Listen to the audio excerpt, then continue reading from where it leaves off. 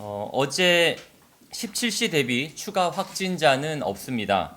현재 도내 확진자는 총 81명입니다. 어제 오후 서면 브리핑에 비하면 총 확진자가 1명이 줄었습니다. 어제 발표했던 경남 85번 확진자는 어젯밤 질병관리본부와 대구광역시, 진주시와 협의를 통해서 대구시로 이관하였습니다. 85번 확진자는 주소와 실제 거주지가 대구광역시이고 대구광역시 북구보건소에서 코로나19 검사를 받았습니다. 대구시에서 명단을 지속적으로 관리해온 신천지 교육생이어서 신천지 명단의 지속적인 관리를 위하여 대구시로 이관하였습니다. 오늘 3명의 완치자가 추가되어 총 퇴원자는 12명입니다. 마산의료원에 입원 중이던 경남 18번, 30번, 51번 확진자가 오늘 중으로 퇴원할 예정입니다. 경남도와 의료진을 믿고 치료에 적극적으로 협조해 주신 3명의 확진자 분들께 진심으로 감사드립니다. 애써주신 의료진께도 감사의 마음을 전합니다. 현재 경남도의 확진자 81명에 대해 말씀드리겠습니다. 도내 확진자 81명 중 현재 72명이 입원 중에 있습니다. 입원 병원별로 분류하면 마산의료원에 58명, 양산 부산대병원에 8명, 85번 대구 확진자가 대구 경북으로 분류되어 1명이 감소하였습니다. 창원 경상대병원에 3명, 진주 경상대병원에 2명, 국립마산병원에 1명이 입원해 있습니다. 입원자 72명 중 중증 환자는 1명이고 나머지 71명의 확진자는 경증입니다. 건강 상태는 오늘도 양호한 편입니다. 경남 확진자 81명의 감염 경로를 분류하면 신천지 교회 관련 1명이 줄었습니다. 1명이 줄어든 이유도 85번 확진자가 대구로 이관하면서 1명의 감소 요인이 발생하였습니다. 현재 275명의 대구 경북 지역 확진자가 도내 병원 병상을 이용하고 있습니다. 국립마산병원에 101명, 창원병원에 134명, 마산의료원에 29명, 양산 부산대병원에 6명, 진주 경상대병원 3명, 창원 경상대병원 2명입니다. 이 가운데 중증 환자는 진주와 창원 경상대병원, 양산 부산대병원에 입원한 9명 중 양산 부산대병원에 입원한 1명을 제외한 8명입니다. 현재 도내 잔여 병상은 마산의료원 68병상, 또 통영적십자병원의 48병상 등 총 121병상의 잔여 병상이 남아있는 상태입니다. 먼저 대구시로 이관한 경남 85번 확진자와 관련한 조치사항을 말씀드리도록 하겠습니다. 경남 85번 확진자는 본가가 진주인 97년생 여성이며 신천지 교육생입니다.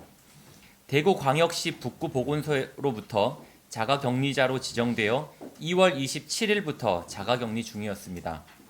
하지만 85번 확진자는 자가격리 기간 중인 3월 8일에 대구에서 진주 본가로 이동하였습니다. 3월 10일에는 다이소 진주 도동점 1층을 방문하였고 GS25 진주 상평점을 방문한 사실이 확인되었습니다.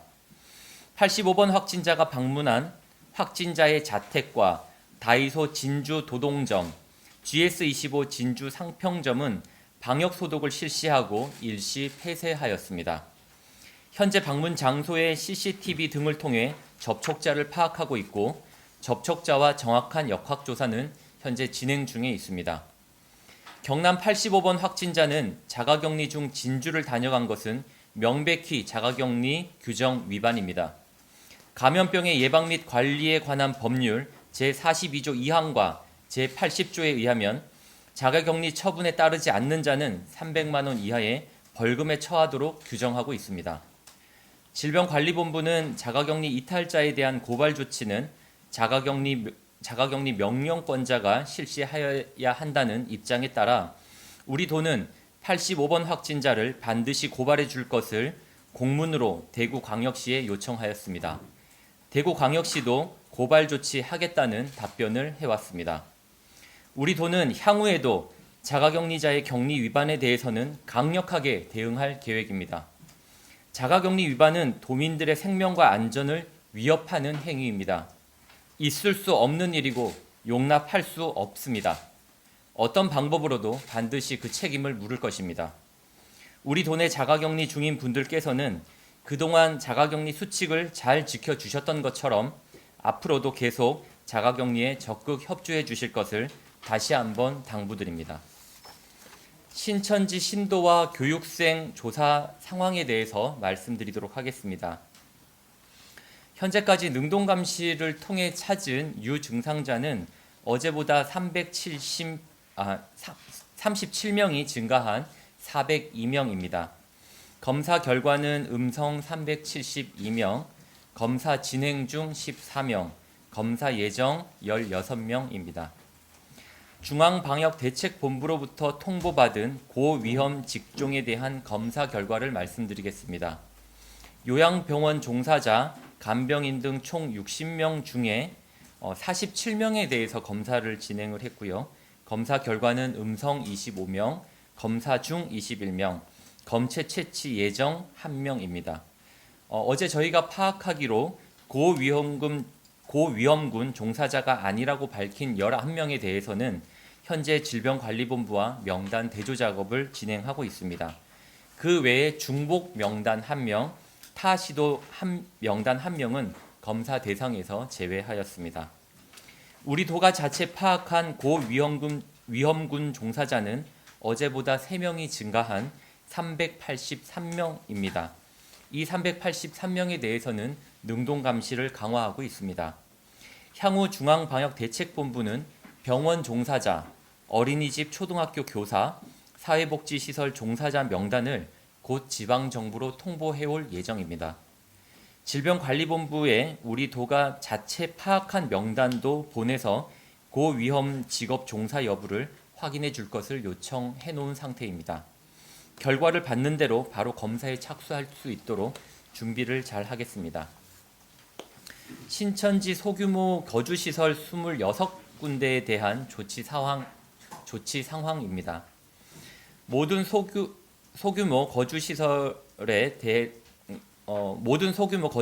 26곳에 대해서 소독을 완료하였습니다.